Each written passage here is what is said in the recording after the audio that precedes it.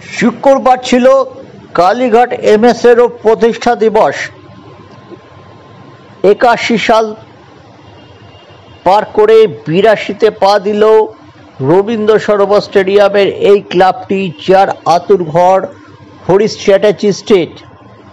রবীন্দ্র সরোবর স্টেডিয়ামে এক মনোজ্ঞ অনুষ্ঠানে উপস্থিত ছিলেন আইএফএ সচিব অনির্বাণ দত্ত, সহসচিব রাকেশ ঝা, ময়দানের পরিচিত কর্মকর্তা শঙ্কর দাস, রবীন ঘোষ, শুভাশিস সরকার,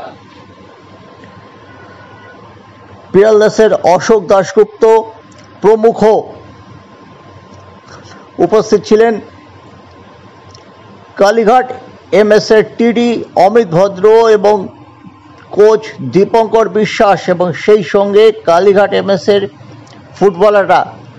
এই মুহূর্তে কালীঘাট এমএস খুব একটা স্বস্তিজনক জায়গায় নেই। 7 ম্যাচে 3 পয়েন্ট পেয়েছে তারা, অবনমন এড়ানোর লড়াইয়ে লড়ছেন, কিন্তু ফুটবলারদের এখানে অনুপ্রাণিত করা হলো, দেওয়া হলো একটা টোকেন গিফট। উপস্থিত ছিলেন কার্তিক ব্যানার্জি, কালীঘাট এমএসের অন্যতম